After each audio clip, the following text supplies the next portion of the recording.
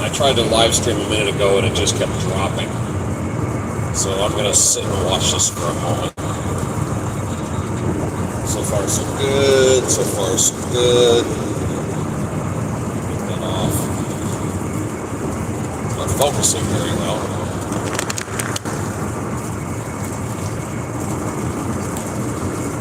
Not focusing.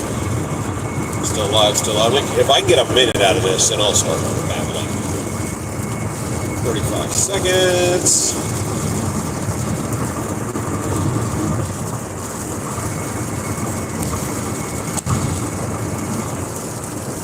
Seconds. Give me 1 minute of solid, uninterrupted stream, and then I will proceed. There we go. Focus. That's a good sign. All right, I'll take it from here. I had a run to Laredo, Detroit to Laredo this morning that exploded in my face because I couldn't drop off the load I had on board because they gave me an address that was not a facility that accepts parts. It was a demolition site, more or less. It was a closed office, so that sucked.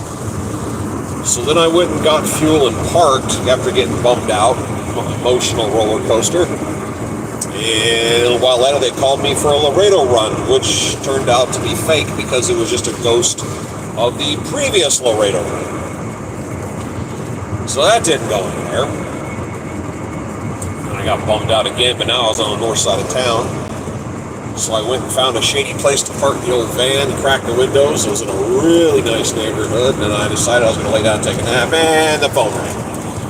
So now I drove about 100 miles west of Detroit to a little town called Marshall, which is beautiful in Marshall, Michigan. And I am going to Athens, Tennessee with a was the few times I've been to a nuclear power plant. The first time I was way out on the East Coast, and the pickup was in a very nice residential neighborhood. It was like an address to somebody's house. I drove to their house, and the package was actually sitting on the guy's porch with the paperwork. Notes that I didn't pick it up. I was like, well, it was a little box, like 2 feet square. I picked up the little box, put the little box in the van, and I drove direct. I think it was Indiana. I can't remember because you lose track. I think I ended up in Indiana to a nuclear power plant. And I pull in. There's a gate. Gate's wide open. There's a guard shack. There's nobody in the guard shack. I drive in. There's this huge, middle of the night, huge parking lot, marked, numbered parking spaces. There was a smattering of cars spread out in this lot. And I'm driving around. There's no indicator of where I'm supposed to go. They don't have shipping, receiving. There's nobody around. Nobody guarding the place, nobody standing around. So I called dispatch. I said, what do I do? And dispatch gets on the phone. They put me on hold for a while. And they come back and they go, oh, just go to the blue building. Well, the whole plant is a group of blue buildings. So we have nuclear power plant, wide open gate, no guards, no people anywhere, and a dozen blue buildings. I said, that's not going to help. So he made another phone call. And then a few minutes later, a door opened up and lights spilled out. And a wall of engineer super nerds came outside, and they said, do you have the box? Yes. They signed my paperwork. They opened the box, they cheered in all this excitement, and then they ran inside of the box. I don't have a clue what was in that thing, but they were all excited about it. My second experience with the nuclear power plant was I picked up, I have been New Jersey again, and I delivered a box to somewhere in Pennsylvania. And I should have filmed it, but at the time I wasn't filming. So I go to this nuke plant. It's got a giant cage. Guys are walking around with their AR-15s because they're serious, serious business. Got their ARs, they're armed, and I have to drive into this giant cage and stop. And of course, they're just ready for something to happen. I have to get out, open the van up. They're going to tear through it and find all the, I don't know, terrorists or ISIS or rocket-propelled grenades or whatever I've got in the van. They're going to find it. I have to walk through a zigzag of concertina wire to get to a building. Get in the building and you have to sign in. You have to put your hand in this print thing. You go through turnstiles. You work your way back out. I get in the van, fire it up. They open the other side of the cage. I drive less than 50 feet between these two concrete walls. A pair of pillars comes up from the ground and stands in front of the van. Concrete 6-inch diameter pipes. And then the gate closes behind me, and some pillars come up behind me. Then the pillars in front of me get out of the way, and I drive another 100 feet to a ramp. It's got a closed door. The door opens. There's a guy standing there holding a little box. There's something about nuclear power plants in little boxes. And a woman standing there holding an AR-15, just ready for action. Hands me this box, the paperwork. I throw the box in the van. I basically repeat the entire process leaving. So I didn't go 200, maybe 150 feet into this nuclear power plant to get a box, and it took a good half an hour. And then whatever that box had in it, I had to deliver it to another nuclear power plant. And that one, the same day, I drove right through the gate that was open, around the reactors, up to a dock, which was, the door was wide open, got out, handed to some guy in a pair of shorts. He signed off, said, "Have a nice day," and I left. The extremes in its security between nuclear plant 1 and nuclear plant 2, which I don't understand. I mean, just how can you have this NASA level security, ninja suit armed, sticking mirrors under the van and checking every square inches, and then the next plant's like, "I don't care." It was like, why? Drive safe, uncle. Vinyl cat. What do you think? I have one nephew, and I don't think he's on here that I know of.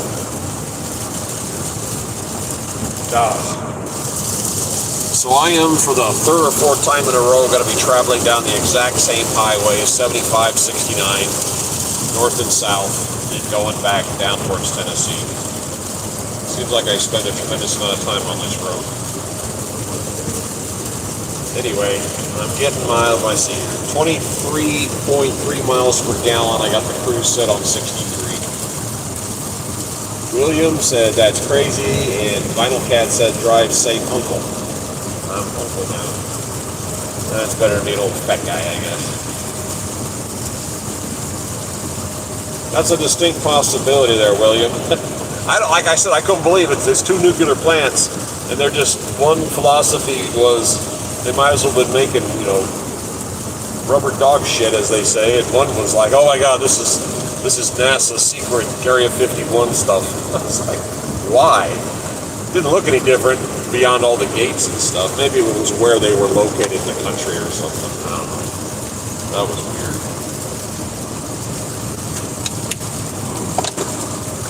Oh my God. Yeah, I'm running on limited sleep.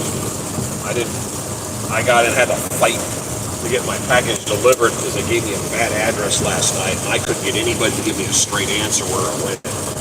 So I was up late. I slept about 2.5, 3 hours last night. For some reason, I'm awake right now. This shows me getting there right before midnight, and then I'm gonna go find somewhere to hole up, and I'm gonna crash. I don't know if anything's happening in Athens, Tennessee, but I may have the rest of the weekend off unless something weird happens. At this point, I'd probably take it. On this job, we get paid weekly, and we get paid on a Friday, and it's based on everything you put in, all the paperwork you sent in by midnight on Sunday. So this will be midnight Friday tonight. And this has been a good week. Last week was a good week. So I had a couple in a row. A lot of miles, a lot of money, a lot of wear and tear. Once you drive enough out here, you'll start to catch a vibe for the gas prices and where you want to buy fuel versus where you don't want to buy fuel. Just areas to avoid.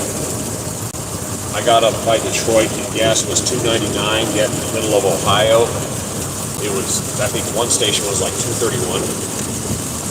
And when you're doing 20, 25 gallons at a pop, that's a noticeable figure.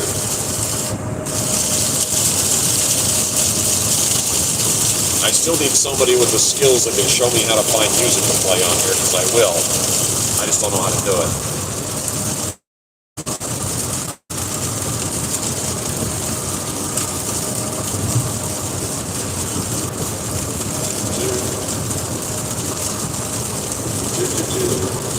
Yeah. In 1903, the Wright brothers successfully had the first controlled, that's a key word, controlled powered flight. It was 120 feet. At the end of the flight, they couldn't find their luggage. So that problem's been around for a while.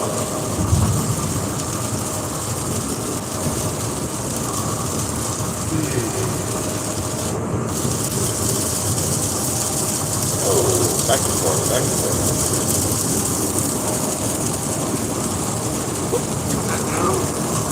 So I'm heading out. I got a 150-pound pallet with, the guy said it was fuel lines, some kind of motor. Low line pallet.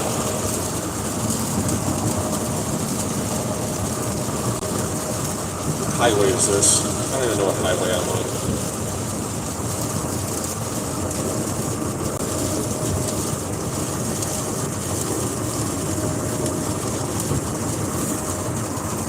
Anybody's interested in getting into expediting, there's two ways to do it. You can be a fleet driver or an owner operator. Same with trucking.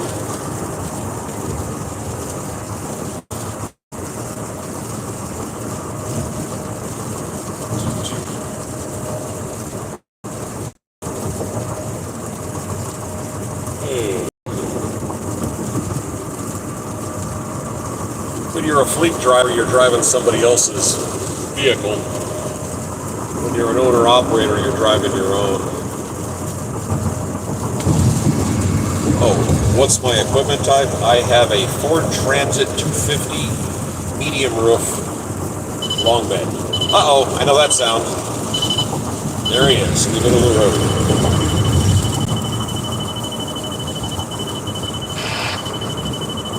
Speeding on 70, I'm doing 63, I'm good. I'm going to call this one in.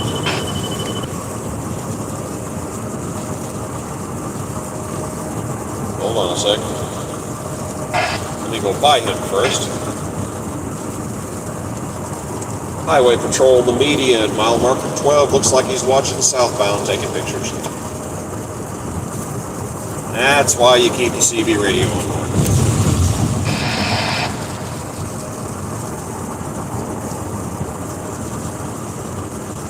By the way, radar detectors are wonderful toys to have. They only have to work once.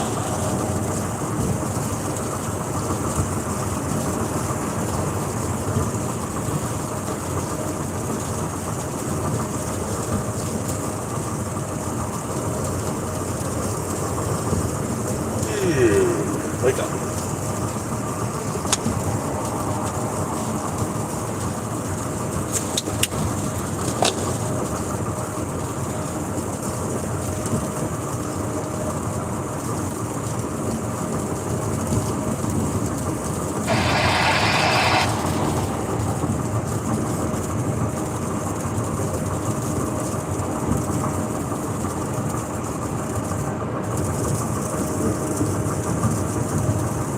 See this sign coming up, it's blue on the right. My buddy in Ohio took a picture of one of those, and it said attractions. It was blank, and he said, that about sums it up.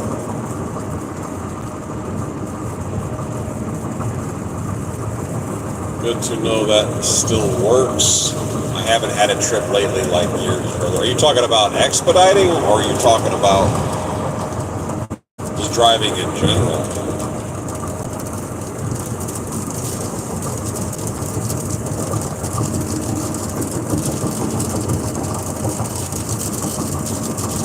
Radar? Oh yeah. I'm into radar. I've been into that since the 80s. Remember, I'm a certified card-carrying cannonballer, so I kind of went overboard with radar detectors. Quick background, they came out in the 70s. The original radar frequency was X-band, which is the garage door openers at stores and stuff. And that's kind of outdated. There's only one place in the United States that still uses X, and it's rare, and it's in Ohio. Then there's K-band, which was the first dedicated police radar band. Kind of unusual to bump into. It's out there, but not very common because you can't use it while moving. You have to be stationary to shoot it.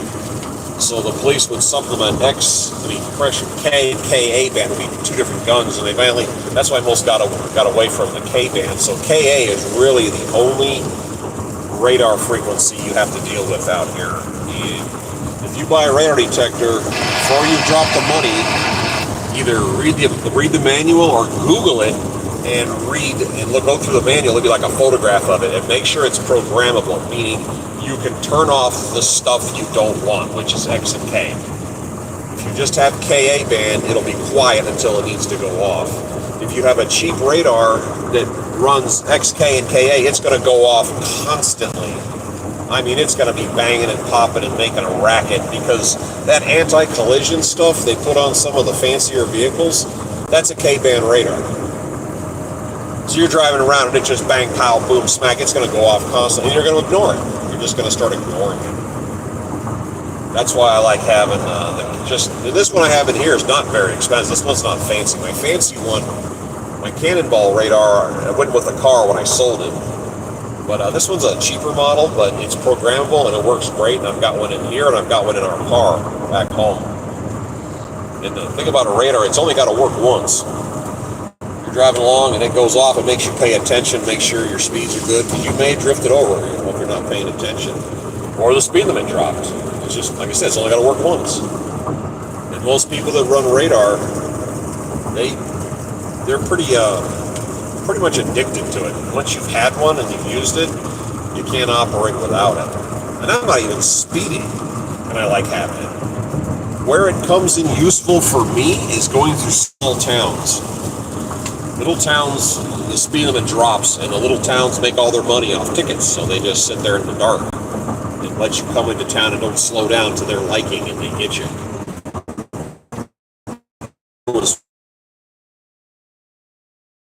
That actually the radar went off coming in and going down in the dark trying to make money.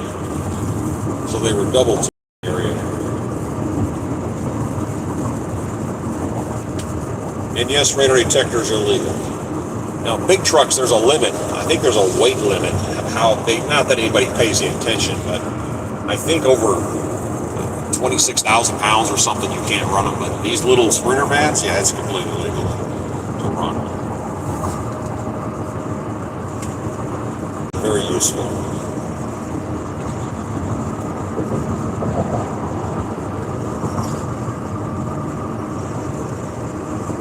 Now, if you're a serious high-speed driver, you want to get something a little fancier with a longer range on it, but you could drop quite a bit of money on those fancy ones.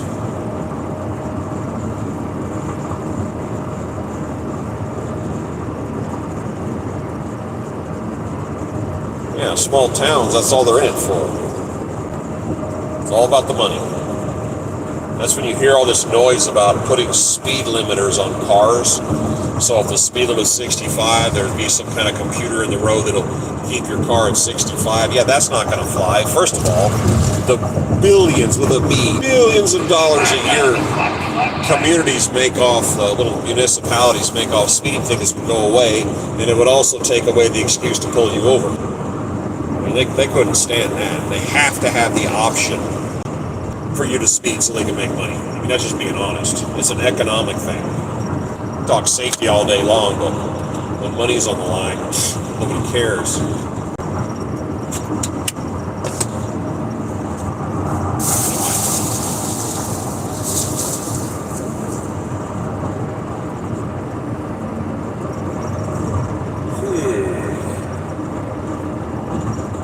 There was when I was playing Army and I was at Fort Hood in Texas, there's a town to the east of Fort Hood called Nolanville, they only owned like 3 miles of the highway, and that town made almost every dime they got from tickets, speed tickets. And the speed limit at the time was 55, and if you were going anywhere near 55, they'd pull you over and issue tickets. So, as a joke, the GIs used to go out and stand just outside the limits of the piece of highway they controlled, and we would, on the weekends, hold up signs, and we had flags, and it said, we spread people out so you could read the sign in sections, and it said, you are entering Nolanville, speed trap capital of Texas.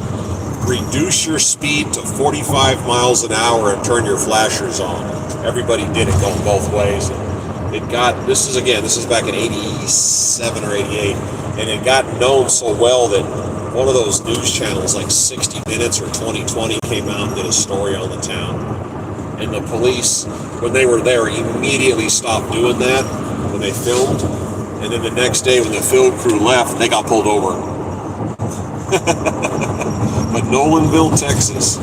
And then they changed the laws in Texas that a town can only make so much revenue off of speeding tickets, a percentage of the town's revenue. They changed it because that was all they had the police for was to stop motorists, because you're nothing but a four-wheeled ATM machine as far as they're concerned.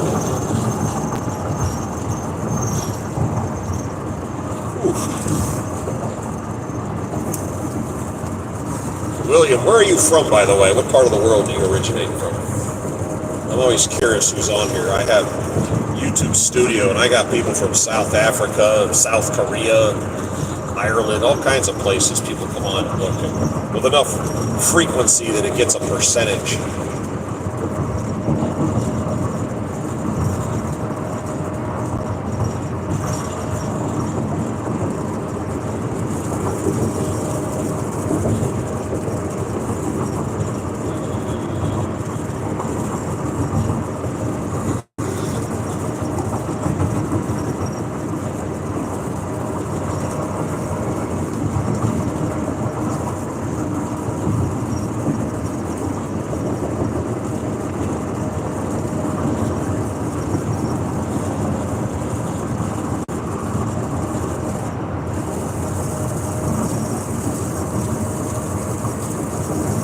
I have a few videos in here under my playlist called Vacation. So I guess maybe 2 years ago, the wife and I went out to California to do a couple of things, but the main purpose was we wanted to go to the MASH film location. And when that show was on the air, it was insanely important. And it went off, and they finally shut it down in 1983. I was 15 at the time. And the area was where they filmed it was, okay, they need to do that up here in northern New York, an hour from Fort Drum. Wow, my family is, my mother's side is from extreme western New York. When I say extreme, I mean you can see Pennsylvania and you can see Lake Erie, literally, from my cousin's back porch. I forgot what I was talking about. See, look at that. Old age. Oh, MASH thing. Yeah, we went out to visit the film site. It was, at the time that show was on the air in the 70s, early 80s, it was filmed in a private land, and now that real estate's been turned over to, it's now Malibu State Park. And you can cruise, you can hike in there. You can't drive, you hike into the location, and it's got little placards that show you where everything was and the views and stuff, and it's just a piece of American history. And we went because, again, I was 15 at the time, so here, not too far down the road, I'm coming on a border. Look at that. Indiana. Hold on, gotta honk. I always do that. And there's going to be a time when that area is forgotten, because the people who enjoyed that show and it just really captured the 70s mindset, those people are all going to be gone, and that area is going to be gone. I wanted to see before it disappeared. Some of the actors from the show have already passed on and whatnot. The rest of them are very old. But it was an important thing at the time. Ooh, Elon, let's see. See, gas up here is $3.29. Of course, I went out to California here not too long ago. I went from Niagara Falls to Los Angeles, which was 2,500 miles. And I slowed down to 55 miles an hour because gas was $6.99 a gallon. Like at the time, it was like $2.40 in Texas.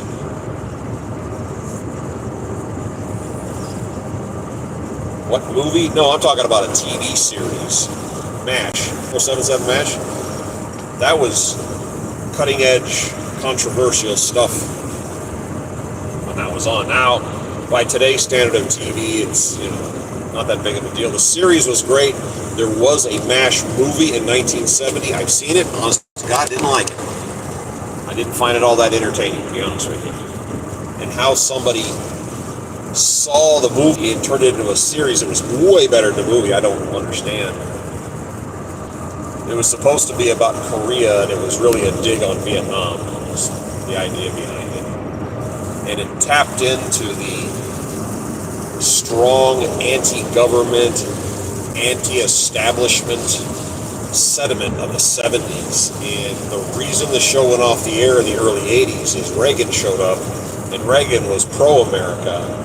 It kind of turned the mindset of the country, kind of had changed, so the show was a little out of tune with how people were thinking, how society was acting at the time. So that's why the show went off the air after, was it 11 years, I think, total?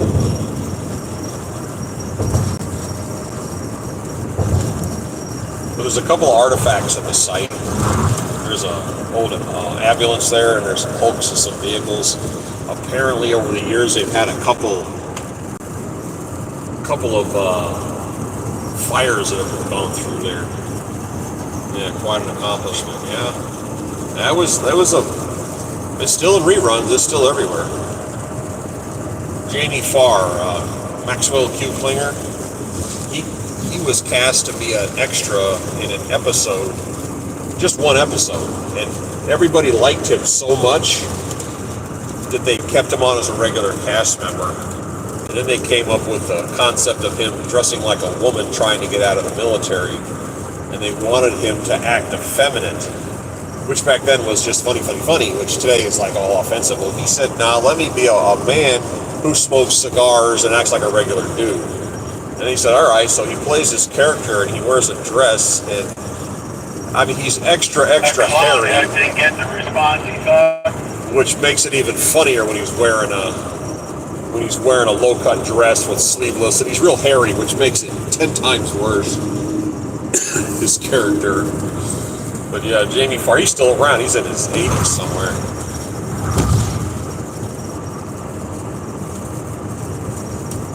Yeah, that show was important. I tell you this, I grew up in northern Colorado, and this is back when people had answering machines and there were no cell phones or anything.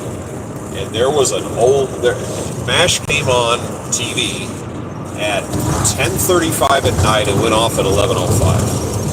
And there was a business, I don't remember what it was, but it was a small business. And I called the number, and there was an answering machine, and it was an old guy, and he said, we are open from 9 o'clock in the morning until MASH is over. Because everybody knew what MASH was over. I thought that was awesome. Yeah, he always talks about, Jamie Farr always talks about Toledo and the Mud Hens, which is a team. It's this company that I'm driving for's headquarters is in Toledo. And it turns out that Jamie Farr actually is from Toledo, which I did not realize that. So he wasn't making that up. If you go dig into my playlist here on my channel, and you look at a section called Vacation, I filmed that area, and I filmed it not to go looky where I am. I filmed it so other people could see it and see what it looks like right now.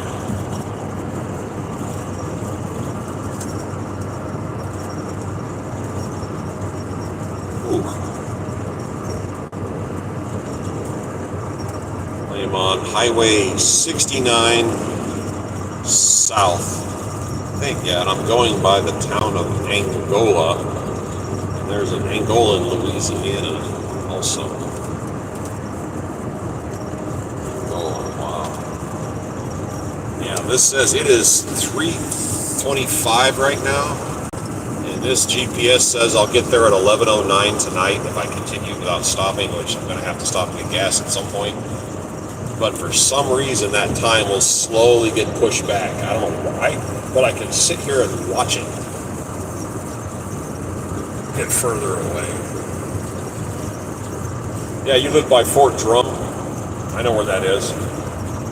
I was went to school at Fort Knox, was stationed at Fort Hood, Texas, went back to flight school at Fort Rucker, Alabama, and got stationed at Fort Carson, Colorado.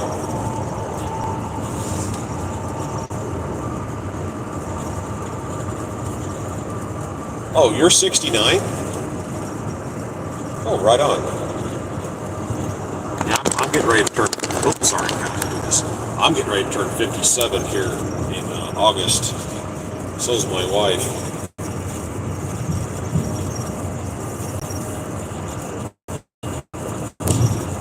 Yeah, she's 6 days older than me, and I rub her nose in that every chance I get. So, what's the future like, old lady? Oh, you'll know in 6 days. Yeah, I was in 86 to 92, I guess. When Bill Clinton showed up and everybody got thrown out after the Gulf War. I crewed tanks. I was an M1 crew member. And then I used my magical ninja powers and became I got to fly the old Cobra attack helicopter. Remember those? 70 in May, right on. I'm trying to get to 62 so I can retire, 63, whatever it is. Whatever that day is, that's the last day I work. So this expediting is my retirement gig. What's free? There's nobody sitting here bugging you up. I'm wearing shorts. I usually wear flip-flops when I'm driving. I listen to podcasts. I have audiobooks. Now I'm into this live streaming thing because sometimes people jump in here and come up with some fun topics they want to talk about. I like to talk about history. My wife told me to stop lecturing. I like to talk about World War II. I've been a World War II buff since I was 12 and have information and knowledge that is completely useless in the real world, but my brain is full of it. Yeah, this driving, expediting is kind of like truck driving. It's the same concept. It's just in a van, and you carry 1 or 2 pallets. The good part about this over truck driving is my feet went down for a minute there. No reception. I'm saying driving an expedite van over truck driving is you don't have to have a CDL to do this because you're under 10,000 pounds. I don't have to keep logbooks. I don't have to abide by the 11-hour-a-day driving rule. I don't have to wait in line behind 7 other trucks to get unloaded at a ramp at a dock because I can use the ramp and they just want to get me in and out because I'm expedited, which means whatever I got they need right now. DOT completely ignores us. I mean, it's like driving your car. It's a little uglier, that's all. I have a bunk behind me. If you're watching, check this out. I can't really see, but there's my bunk. I sleep in here, so I don't have to spend money on hotels. And my bunk folds up.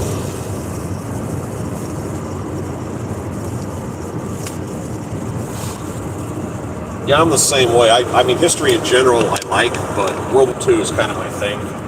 The who's, the what's, and I've dug down to the personal levels. A lot of books are written in the macro sense, the big, what's happening on a big scale. And I get down to individual stories and experiences because when you're in a combat zone, you're in a foxhole shooting it, something's going on 100 feet to the left and the right of you. You probably don't know about it. You're just, you don't know because your world is only what you can see right here. And there's some good books out there, some of which I read over and over and over again.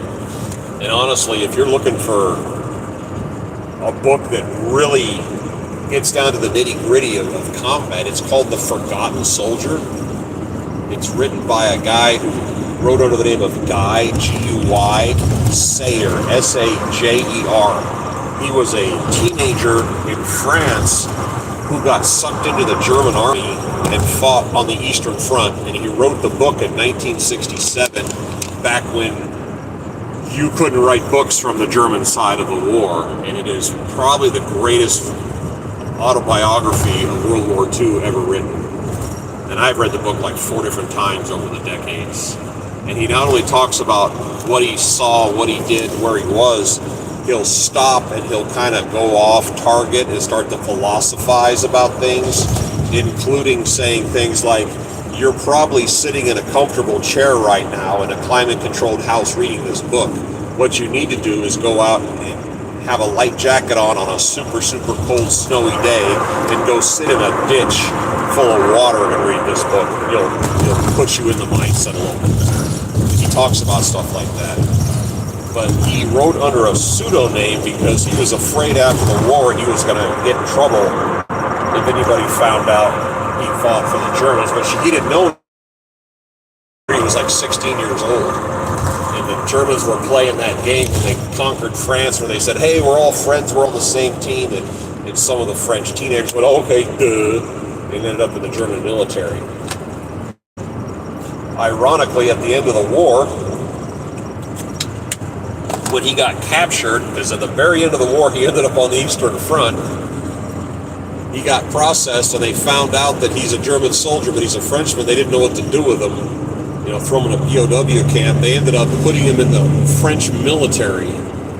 He's only there for a few months, and he was physically couldn't stay because he was all sickly from the war. But he got to take part in the victory parade with the French army, even though he was on the German side and fought on the Eastern Front. It was just weird. Weird. I had growing up in northern Colorado, we had a neighbor. When I got interested in World War II when I was 12. And when I was 13 or 14 years old, I started talking to my neighbor, lived directly next door to us. It was a guy, I'm going to say this, an old guy, because he was in his 50s, which is probably younger than me at the time, but I mean, I'm in my 50s, but at the time he was an old guy. And his wife lived next door. And his name was Mr. Seaman. And this is when my interest in the war was really growing up, and he mentioned he had books, and he invited me into his basement, and he had all these paperback books that were made back in the 50s and 60s, and he basically loaned me the stack, and I went through all of them. And then I started talking to him, and it turns out Mr. Seaman was a German soldier on the Eastern Front. And I started asking him things and kind of getting details, and I was fascinated by his answers. But as an adult, all these years later, I think I was probably the only person that ever asked him. Radar again. As I look back, I don't think anybody else wanted to hear it except me. That's why he was willing to talk to me about it, what he experienced. What he experienced on the Eastern Front. And he was an infantry guy. He used he crewed an MG-42. And he said they had a group of like 7 or 8 people that were just surrounding the gun. And over time, he would lose somebody, and he would get a new guy. A guy would get killed or captured or wounded or whatever. But they had 2 guys' job was to find food. 2 guys were designed to go find ammunition. They had scavengers, and they would dig in. And the MG-42 had such a high rate of fire, it would overheat the barrels. So you had to have spare barrels to swap out. And they would, basically, as the second half of the war started, the Germans were always falling back. The Russians would just throw bodies at you, and you would fall back. Give them a bunch of casualties, back up, dig in again, and they would hit you with another wave of bodies. Well, he said they would dig in, make a perfect fighting position, have 4 or 5 spare barrels and 7,000 rounds of ammo, and they're like, man, they're never going to get through here. Here come the Russians in a wave, and they'd be blasting away, mowing them down. They go, okay, we're out of ammo. And so, what, huh? They literally chewed through 7,000 rounds of machine gun ammo, and they're still coming. So they pick up their gear, and they move, and they go dig in and start over again. He said there was no coordination with the Russians. He said they would launch an attack and heavy artillery would land on top of them perfectly and just destroy the attack and break it up, and the Russians would fall back, and then somebody would comment, wow, our guys fired some really good heavy artillery, and the other guy goes, we don't have any heavy artillery in this area. The Russians did that to themselves because they're idiots. And there were times where like the Cossacks and the White Russians would attack at the exact same time, and then they would fire one shot left, one shot right, and the two forces would turn and have a big gunfight with each other, and the Germans would just stop shooting and just stare at them while the Russians are beating the crap out of the Russians, and then they'd both fall back. I mean, it just the stuff this guy told you, sit there and scratch your head. It's crazy.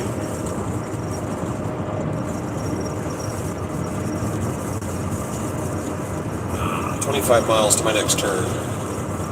East. Yeah, I'm going straight south right now.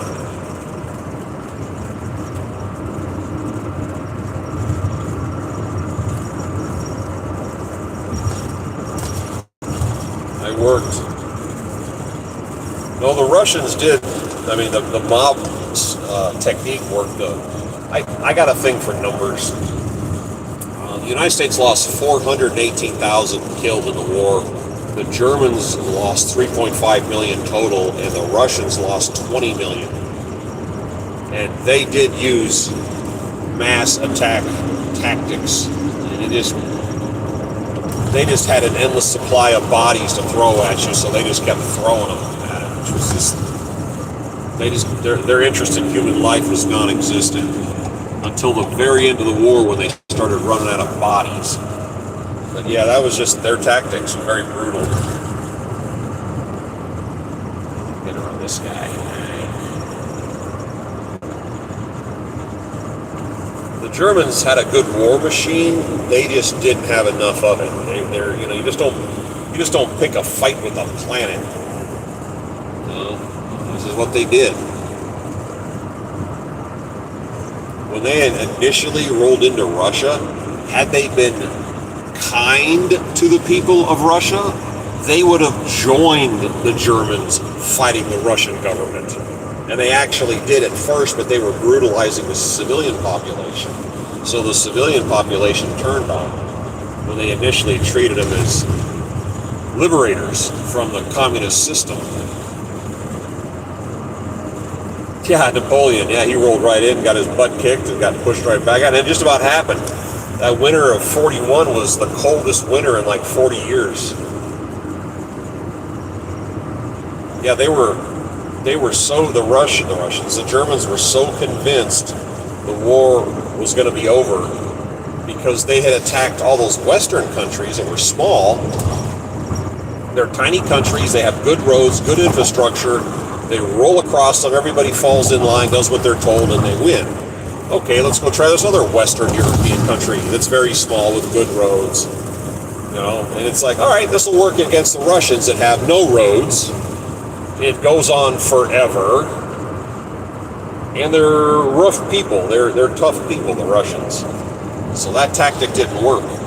And you had German trains that were not compatible with Russian rail lines. You had roads that were dirt that turned into mud. You're dust in the summer and mud in the winter. You couldn't move supplies. You had a country full of people you have now pissed off who are going to cause you problems as you're trying to move supplies forward. Yeah, they pretty much shot themselves in the ass. And if you look at the totality of World War II, the Germans spent 75% of their energy fighting the Russians. It's like the Japanese. They spent 75% of their energy fighting the Chinese. They were fighting us in the Pacific, but they were fighting the Chinese on mainland China. And the Japanese could win every battle. It didn't make a difference.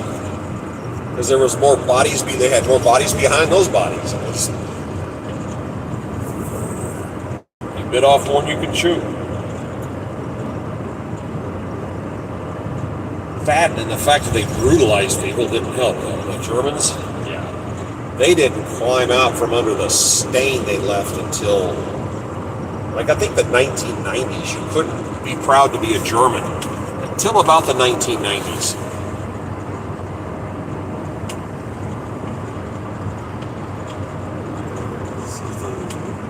And there was another book I read by it was a German kid. It was called, I want to say, Blood Red Snow.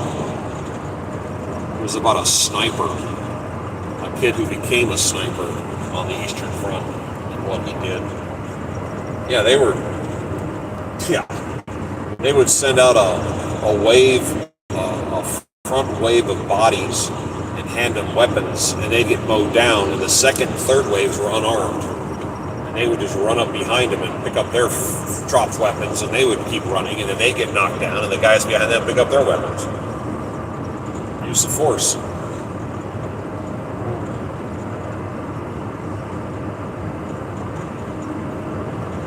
Yeah, they kind of tried that human wave stuff in the Korean War too, and they stopped pretty quick. They didn't realize that the United Nations, the United States, air power and napalm could come in with such an effect.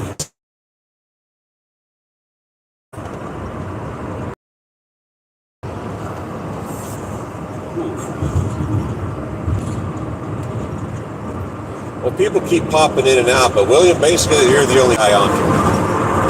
I live streamed the other day, and I had 50 people listening in and throwing stuff at it and asking questions.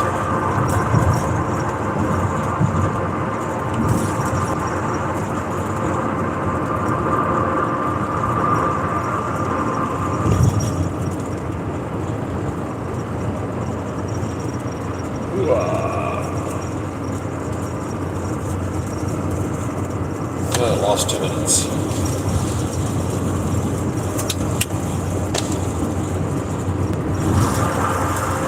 Yeah, William, you're really the only person on here. People are popping in and out, but you're the only person on here. Yes, I think it was yesterday, the day before. I ran this, and I had 50 people paying attention. It was kind of fun.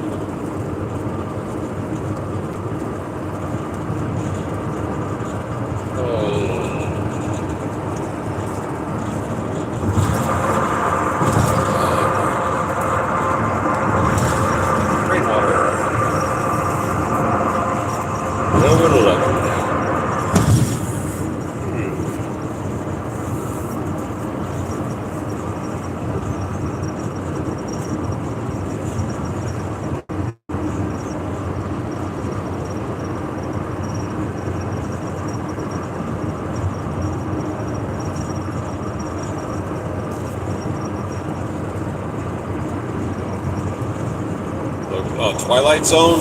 I didn't really watch that show very much, but yes, I remember it was all black and white. It was actually a high quality video, but it was all black and white, and they did do a lot of World War II stuff. There was do you know anything about flying? Are you a pilot, or do you have any flying experience? Do you understand aerodynamics? I'm just curious.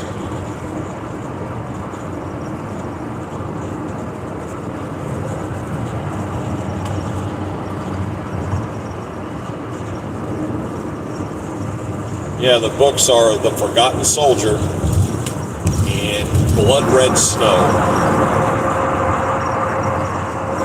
And I think Blood Red Snow was written by a soldier who you weren't allowed to keep a diary. But this guy took notes and stuck them in the lining of his jacket, and on the rare occasion he got to go on leave, he would take the notes out and save them. And then the war, every time he went back, he would keep doing it. And when the war ended, he lost track of them. And then he got a call. His wife ran off after the war. He's in a POW camp. His wife ran off with somebody, disappeared. He had a daughter, and here he is later in life, and he gets a phone call from a 35-year-old woman that's his daughter that he hasn't talked to in 35 years. And she had all his notes. Oh yeah, they don't want the enemy to capture. If you have a diary of what you're doing, what's going on, and then you get captured or the diary gets captured, now there's intelligence. Of course, the officers did it, but the enlisted scum couldn't do it. But he had all those notes, and when his daughter, who is 35-ish years old, calls him out of the blue, she goes, "Oh, by the way, I've got all your notes." And that's why he wrote the book. And he fought on the German side. Yeah, The Forgotten Soldier. You can find copies of that out there. Phenomenal book. And keep in mind, it was written in 1967. That was a pretty rough book to write from the German perspective. It was like the original movie, The Producers, with Zira Moselle in it, and Gene Wilder. That was 1967 also. That's 20-something years after the war, and they're making a movie, a comedy movie with Nazis in it. I mean, that was ballsy to do it. Great movie too, but it was ballsy to go out and do it.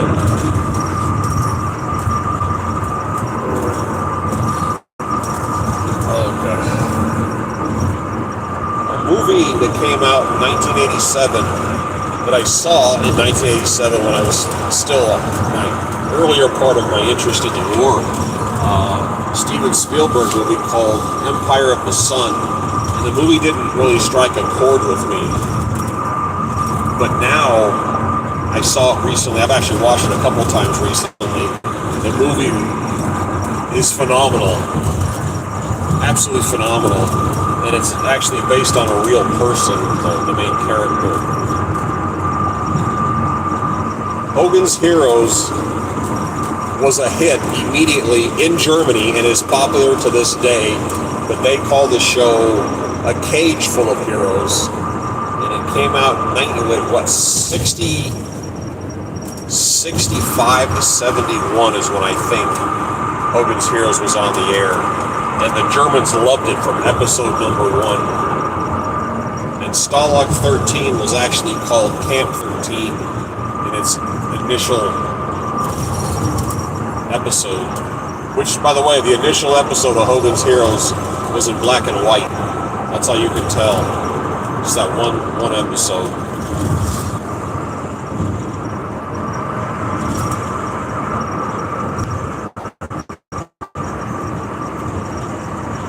Oh, absolutely.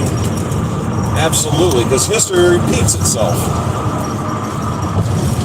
I had a friend of mine that was driving, he had a classic car, and he picked up his niece who was 16 years old. She got in the car and she started fumbling with the door, and she said, "How do you roll the window down?" It's hand crank. And he said, "Do you know what roll the window down means?" She says, "Yeah, looking for a little switch." No. But yeah, history. Here's a number I came up with recently. When I was, like I said, I got interested in World War II as a teenager. The time between, and at the time, World War II was ancient history. Well, standing here today, looking back on when I was a teenager, is the same amount of time from when I was a teenager back to World War II. That caught me off guard.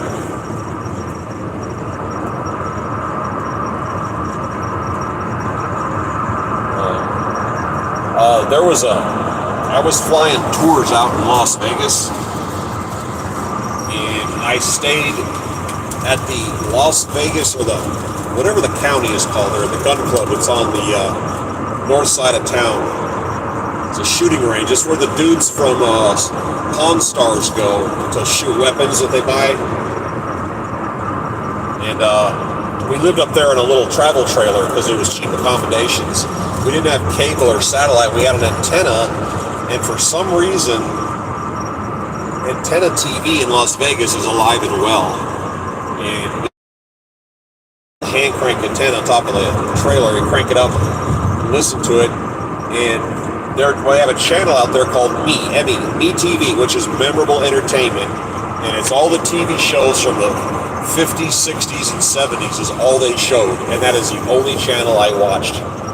I just enjoy all the old classics.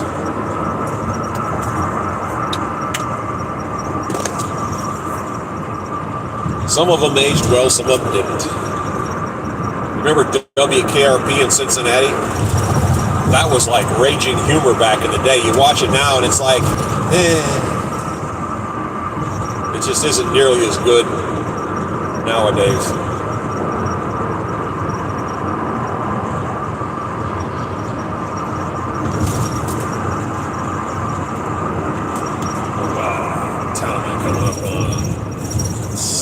11. Ooh, I'm coming up on Fort Wayne, Indiana. Jealous? Party capital of the Midwest. That's my mileage. 23.3 miles per gallon. I run as long as this van has settings. You can set it on eco mode, heavy or towing. When I get like a 1 ton or 2,000 or 3,000 pound payload in here, put it in heavy or towing, it changes the transmission shifting. And then one's for slippery, it's icy or whatnot. And I just leave it in eco mode. I think eco mode is really designed for driving around town, but psychologically it makes me feel like I'm burning less fuel. Hillbillies forever. Beverly Hillbillies. Mr. Drysdale, yes.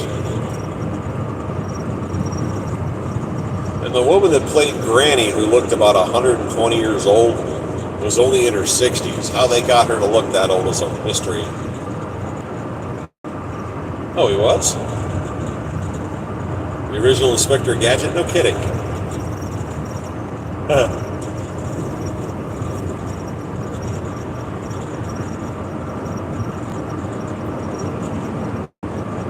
There's a movie that came out in the 80s. It's kind of a garbage movie. It had Rick Schroeder in it. It's called Too Young a Hero, I think. It was about a kid in Dallas who joined the Navy during World War II at the age of 11. Went through training and was in an ammunition hauler on the USS South Dakota and took part in 3 battles. He was one of the guys that handed the 40 millimeter rounds, the stripper clips up. There's like a 25-man team. And he stood there and handed ammunition up. Their gun platform got credit with shooting down like 2 airplanes or something. And he went through 3 battles before somebody found out he was 12. They got thrown out of the Navy. And then after the war, a few years later, he went back in the Navy. They had to get VA benefits for combat, but they had to admit that he was in combat at 12 years old. Whoops. I mean, the movie was kind of garbage, but the guy's real, but it's called Too Young a Hero. And think about the people of that era, where they were falsifying birth certificates to get in the military, and today they have to run their safe space. And there's the difference.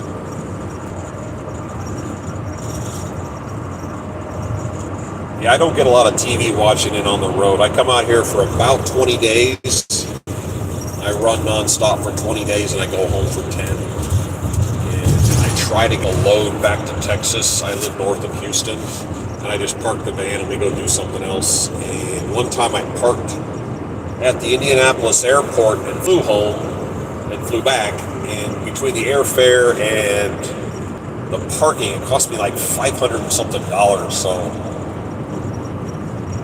So that's the end of that. I'm not doing that anymore. I'm going to figure out a way of driving this thing home with a load. Yeah, there was another guy. His name was Jack Lucas. He died recently. He wrote a book called Invincible. He falsified his birth certificate and got into the Marine Corps at 12. Went through basic training. And then they wanted to make him a drill sergeant. And the drill sergeants were troops from an earlier class. And they were getting shipped out to California, and he just jumped on the train with them and rode out to California. And they said, why are you here? And he's like, I don't know. They told me to get on the train. They go, I guess you're here. And the guys that went to California were taking the place of some Marines getting sent to Hawaii. And he just jumped on board the ship going to Hawaii and dumped those guys and rode with the guys further up the food chain. He got to Hawaii, and they said, what are you doing here? And he goes, I don't know. I just told to be here. And they went, oh, okay, you're in Hawaii. And then somebody found out at the time that he was 16, and his boss told him, whoever his commander was, says, okay, I know you're only 16, but you're not going anywhere. You're going to drive this delivery truck around the island. This is it for you. And then the Iwo Jima invasion force came by, and they had shore leave. They were up on the ships getting ready to go to the Battle of Iwo Jima, and he drove his truck to the dock, got out, rode one of the lighters out to one of one of the ships and hopped on board and just rowed to Iwo Jima. He stayed, there's so many people on the boat, you can just hide. I mean, it's like they're going to know who you are. He just hid out, and after 30 days, you're a deserter. Well, after 29 days, he turned himself in and said, yeah, I got on board the ship. I didn't want to miss this. And the commandant of that group was like, all right, you're cool. We're putting you in the machine gun squad. So they just assigned him to a unit. And he landed on Iwo Jima at 17 years old. Got in a shootout with the Japanese. They were remember it's volcanic sand. And the sand leaves big craters, and they were in a crater, and the Japanese were kind of hitting them from all sides, and they were shooting up. Well, his weapon jammed. He looked down to unjam it, and there were 2 sizzling Japanese grenades at his feet, and he grabbed them, shoved them into the sand, and laid down on top of them because there were Marines all around him. And it blew up, and it set him up above the crater. He spun a 360. He said he got a good view and landed. But somehow he lived. He was all tore up, but he lived. And he was in the hospital for like a year. He ended up getting the Congressional Medal of Honor given him by President Truman. And then in 1947, when he was old enough, he ended up in college. He's not a very big person physically. He went to college, and he's in the dorms. And what do you bump into in the dorms? The jocks. The big tough guys. I'm a jock. I'm a badass. And here's this little guy, and he's in this big open bay dorm, and a reporter walks in and says, hey, can I interview you? And he goes, yeah. So he sits there and talks to him. He pulls his photograph of him getting the Medal of Honor pinned on him from Truman, tells the story of his life, tells him how he ended up there and how he's wounded, He gave him the whole story, and the guy took his picture, thanks, and then he stood up from his bunk and turned around, and there was 200 people standing there staring at him. The jocks, the tough guys, staring at this guy going, what are you going to learn in college at 18 or 19 years old after you've been through that? I mean, what are you going to learn? You've already done everything. But he's got a whole book out there. It was written, I think, by someone else, but it's called Invincible. Jack Lucas is his name. So the books to look for are The Forgotten Soldier, Blood Red Snow, and Invincible. There was also one called Sniper on the Eastern Front, which was written by a kid. It was really good. The Band of Brothers, that's a classic. What was great is when that series came out, most of those guys were still alive. Gotta move over. All right, here comes the excitement. I'm getting ready to turn. That's right. We're going to make a turn.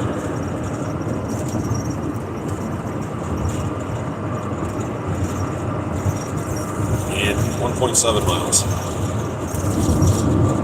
This transit van has a 3.5 liter. You got your pen now? Forgotten Soldier, Guy Sayer. Blood Red Snow, don't know his name. Sniper on the Eastern Front, don't know his name. Invincible by Jack Lucas. Okay, I'm looking for 469 East. All wonderful books. There was one written by an American, and as time goes on, expressions change, and one is, I don't know how to word this, but you're saying you're taking it up the ass. Back in the day, the expression was roll me up. This guy wrote a book called Roll Me Up, and it was just him being in the military and him getting the worst possible things are going wrong at the worst possible time, and he's getting screwed, and he would say, "Oh, roll me over," and that's the name of his book. And it was quite entertaining. I don't know if those are audiobooks, but I have, as time has gone on, I have gotten away from just reading traditional or Kindle. I listen to audiobooks. That's kind of my thing. All right, here's my turn. Especially when you're out here driving. Audiobooks are great. The only problem I have with audiobooks is you got one and you look at the GPS, your next turn's at 227 miles, and you're listening to the book and you look down and your turn's at 0.3 because you're so engrossed you're not even paying attention. I've done that more than once.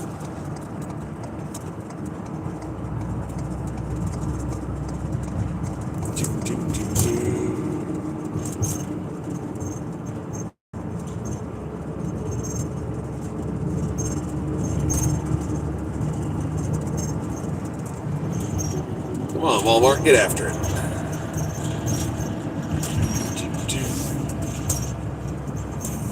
Yeah, I don't know why, but my ETA keeps getting further away. We used to say, oh, Bohica. Oh, yeah.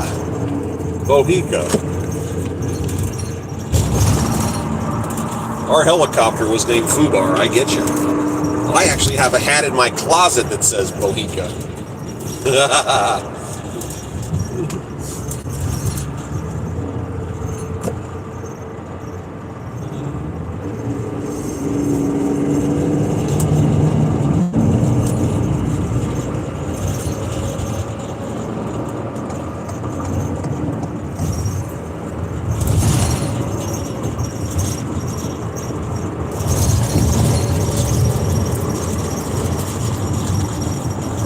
I used to work with guys that took part of the disco era, and it's really hard to find somebody that'll admit to being part of that. And I used to work with a guy who would admit to it. We would say something disco-oriented, and he would strike the pose. He said that's how he actually met his wife. She was standing against the wall holding a drink with her pinky out, and he went dancing by and hung his jacket on her pinky. And she threw it at him. And they were married all these years later. Still married.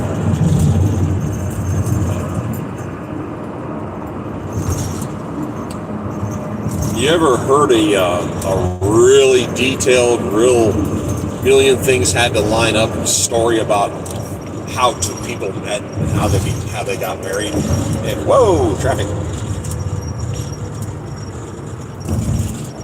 I used to work with a guy years ago. I'm going to have to move over on this one. Hold on here.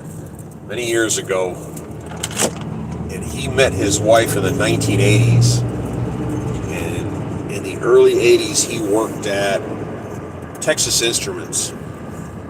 And I don't know what he did there, but he worked in this building over here, and something was going on where the doors or the access to his building was closed for a short period of time for some kind of maintenance, and he had to walk through a different building that he normally wouldn't go through ever. And then there was a traffic jam inside the building, so he actually went upstairs to the more corporate level places. Big old bumper sticker, red, crying to pay for the government rate. Yeah, tell me about it. So he goes he's in a building that's not his, on a floor he's not even supposed to be on. And he walked by an open door, and one of the honchos yelled, "Hey, you." And he's like, "What, me?" And he goes, "Yeah, I need you to go on a trip. I need you to go to California." And he's like, "Huh?" This isn't his department. He goes, "I just need someone to deliver some paperwork." And he said, "Okay." And he talked to the secretary, got a plane ticket, so he just got suddenly and unconsciously assigned to this trip out to California.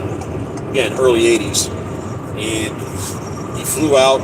He had to get a rental car and go to some business to meet some guy, and that guy that he had to go bump into to hand deliver this was out for some reason. He said he'll be back after lunch. So this guy got back in his car and went and drove around just to see what was going on. And then he came back and he couldn't find anywhere to park. It's in downtown, but there's paid parking, so he went to the paid parking lot, and he didn't have change, so he walked across the street to get change from some business. You got to buy something. And there was a woman in there, and she was argued with the cashier about something and just dragged out the transaction forever. Finally got his change, went back, paid for the parking for an hour or two, walked 3 blocks down the street, and right about the time he's going to cross the street, they have a bus lane. Well, the bus pulls up, Another bus pulls up there, bumper to bumper, bang, bang, bang, bang, bang, and blocked the crosswalk completely. So he had to walk a block to his left to find an opening. He gets the green light to cross, and a Volkswagen Bug pulls up. A girl opens the window and starts waving her hand, "Come here." That's the girl he married. The story of how she ended up there was she's out of San Francisco, and she got shanghaied into going with a girl down to LA to pick up some plants, and she didn't want to go. They rode down there in the car, got the flowers, got lost, got a flat tire, just, on and on and on and on and on. And then as they were going to get back on the highway, a big bunch of bumblebees came out of the plants, some of the flowers, and she opened the window to shoo them out of the car. And that's what he saw, the hand gesture, which he saw as "come here," and he bent over and said, "What?" That's how they met. And to tell the story with all the details would take about 30 minutes. And they're still married. It's just the randomness of it.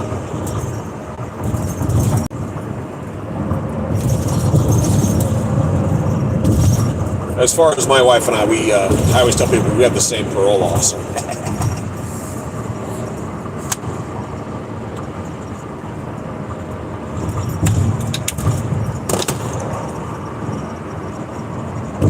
Dude, 23.2. Yeah, there's some neat, like this job. What I enjoy about this job is I meet people all the time, all kinds of different people, crack jokes with them. Just act like you've known them forever. About 99.9% of the people I bump into out here are really friendly, really nice. I have met a couple of little miniature Stalins, a couple of miniature Hitlers, but generally speaking, everybody I bump into out here has been really friendly. And I've always got some kind of smart-ass joke to say. I was in a rest area, and you got the men's bathroom and the women's bathroom in the middle. You got the maintenance person. It was a heavy-set woman in there, and there was music playing, and she was kind of dancing. Of course, I walked by, and I said, "Oh, show me some of that moves." And she laughed and started dancing like professionally. It was kind of shocking. And we both started laughing. The wife, so what's your wife do? Technically, she's retired. I was a helicopter pilot forever, 35 years, and I actually bumped into her in the aviation industry. We knew each other in passing, and we were both married to other people at the time, and both of our marriages fell apart, and I kept bumping into her, and because of her job she was a base lead, we had to text back and forth, and I can be a little sarcastic at times, and I make little smart-ass comments and texts, and I threw some feces in her face one day on a text, and she tossed it back. I said, "Oh, we got to be a live one here," and we just started exchanging insults and jokes and back and forth, back and forth, back and forth, back. We'd known each other, had a good conversation like this, and I was like, "All right, I think I can deal with this," and we started hanging around together. But yeah, she's type A.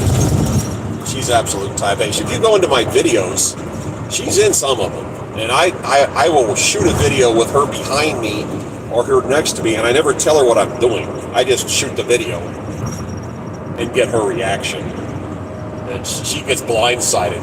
I never warn her, which is why I like doing it. And I've got a couple saved up I have to use on her when I get home here in about a week and a half.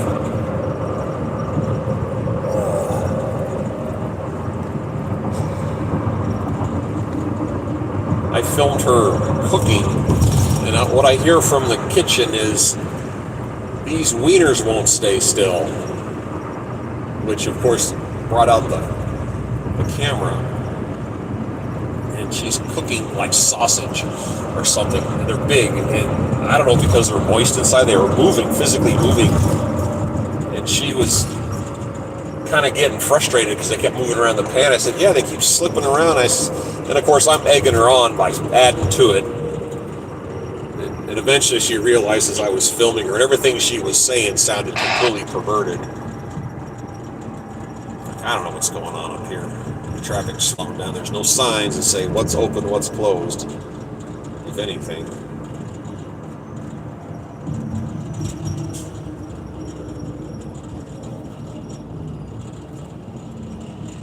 Yeah, but when they're heavy duty, I agree.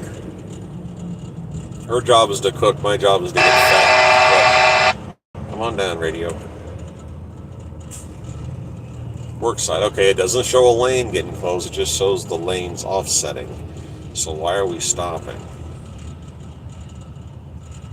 Does somebody have to explain to them how this works? Yeah, this is going to slow down my arrival time. Stop. Remember the good old days when CB radios were really useful and real popular? Now they're quiet. Unless something happens. Unless something's going down, like a lane closure or a crash or something weird, they're basically quiet. Oof.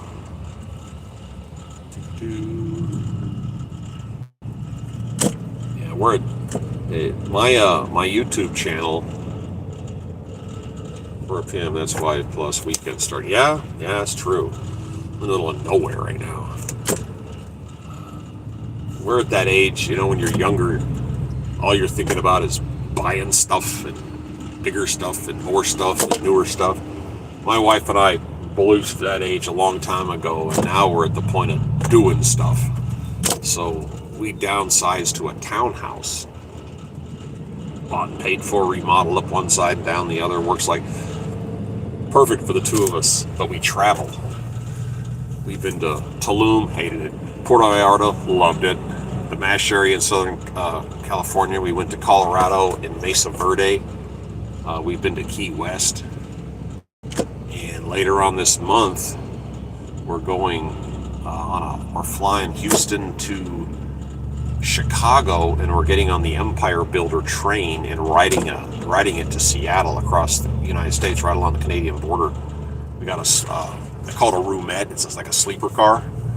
They feed you on the train. You get 3 meals a day, and there's a special car that has big, tall windows, and you sit sideways. You're facing outward while you're cruising along. It stops at a bunch of little places. Sometimes it stops for 15 minutes. Sometimes it stops for an hour, but you can jump off and run around and jump back on the train. I'll film that. We're going to be having fun with that.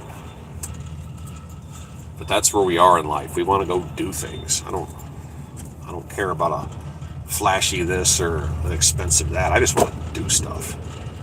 Go places and have experiences. And I have, if you go on my page, it's under vacation. I don't film that stuff to say, hey everybody, look what I did. And I do it because I want people to see what's out there.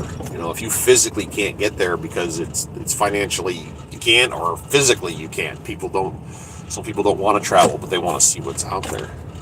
No, I don't have airline privileges. My aviation career was in helicopters. I grew up in an airline family. My dad flew for Western/Delta Airlines, and we got free passes everywhere, back when I was a kid. No, that doesn't bleed over into the modern world. My parents got divorced in the 70s. My brother and I were little kids, and they used to send us, one we lived in Colorado and he lived in California and then in Hawaii, and they used to send us back and forth on the planes. I'm 7, he's 9 or 8 and 10, and we would get on a plane, the two of us, and fly, across the United States. And we knew how to change flights, and they used to have real primitive computers behind the ticket counters on the ones that were closed, and we knew how to get in the computer and find empty seats. It was a free-for-all in the 70s. And everybody who's airline family, they're called non-revenue, and when you would call, you had to identify yourself. It was a non-RAV is what you called yourself. And you would be competing for empty seats with other non-RAVs. And if you can remember back in the 70s, at the airport, they had those brass, they had the door locks to get like downstairs and behind closed doors. They had the brass, there's like 7 numbers on it, and you would go tick, tick, tick, and you turn it like a key, like a latch, and they let themselves in. Now it's all key pass, but back then it was mechanical. Every airport in the United States, the code was 135. And we're little kids and we figured this out. So we're stuck in Salt Lake City for 4 hours. My brother and I go 135 and go down in the basement of the airport. We're running around. It's a freaking playground for us. Wow, the world has changed. Okay, why are we stopping again?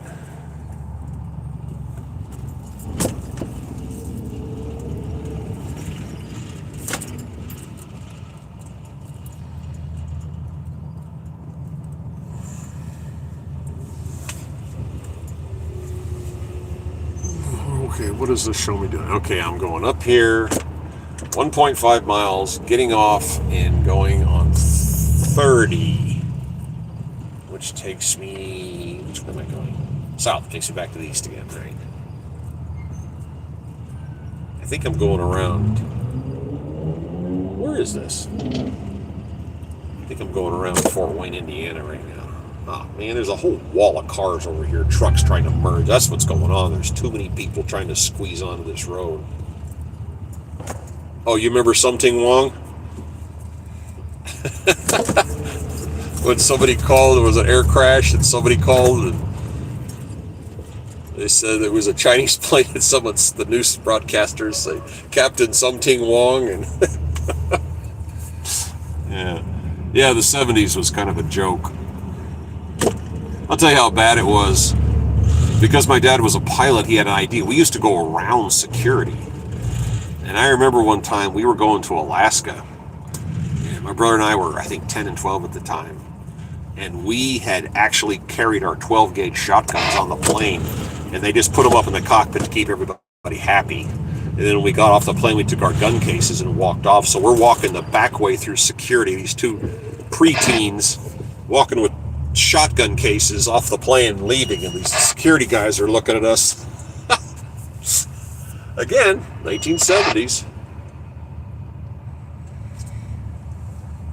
The good old days. Yeah.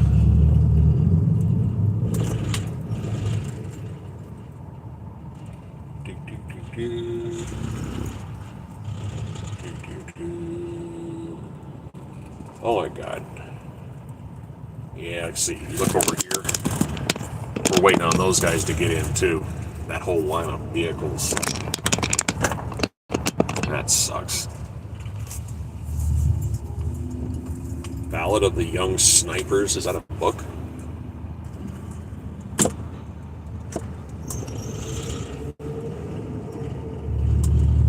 I flew the Cobra, the AH-1F model Cobra in the Army. Something people don't realize about helicopters is you can take the biggest helicopter in the world hovering and walk up to it with your hand and push, and the aircraft will move. There's nothing holding it there. So when you strap a 20 millimeter cannon under the chin of a helicopter up by the nose and you pull the trigger, it shoves the aircraft all over the sky. So they had to put in, especially when you're hovering, they had to put in what's called a SAS, SCAS.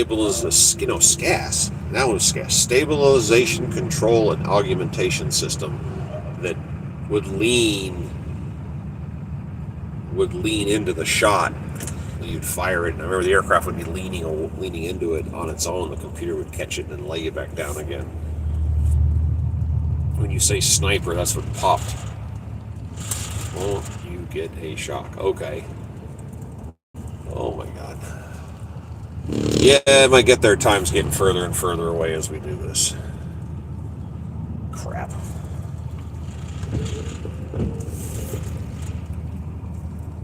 Here's something I found out. Back in the old days, you had paper logbooks for truck drivers. They don't do that anymore. It's all electronic logs, and there's a system in there, and one of the brand names of the computer is called Qualcomm, so they just call all of them a Qualcomm, and it tracks your movement. So you can be driving 11 hours a day and that's it. And I think you have to have a 30-minute break somewhere in the middle. You have to stop in the middle of during the first 8 hours or some weird thing. And I don't know, I don't drive big trucks, but apparently the Qualcomm does not register movement below 5 miles an hour. So you get into construction sites and the truckers will drive 5 miles an hour regardless of what the traffic is doing in front of them, so they're not losing their time. And that causes all kinds of trouble. When you touch a hovering helicopter, you hover in and you want to plant it on a very specific spot, you'll watch a crew chief grab the skid and just pull the aircraft where they want it. And if you don't fight back, it'll just go right with them. It'll just move with them. Whew.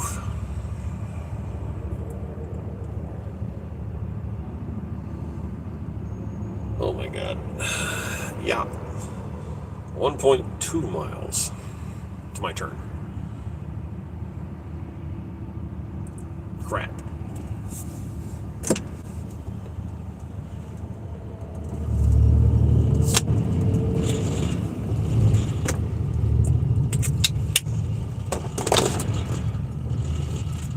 T1 or TI drive, I don't know what that is.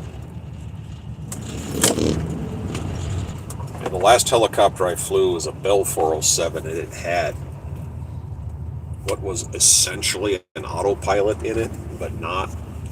And you could level the aircraft out and push it, and it would stay right where you set it.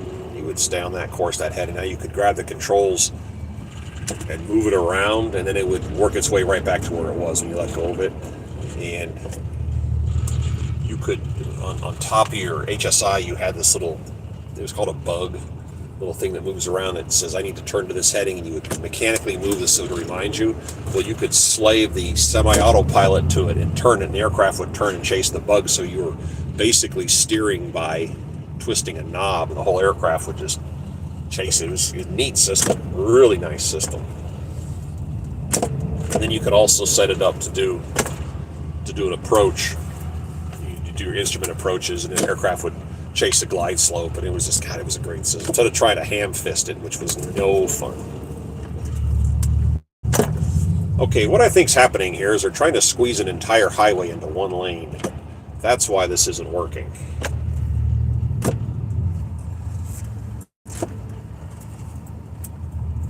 Alright, I'll run this guy over, because I always let trucks in. Yeah, that's what happened. They got the whole highway, three lanes squeezing into one lane. Yeah, honey, you just go up there. We're all forcing over, but you just go up to the front. Don't you worry about it. Alrighty, I'm going to bail off. I've been on here for an hour and a half. Wow, we've been talking for most of it. That's kind of cool. Alright, take care. I'll be back on probably tomorrow. I'm out.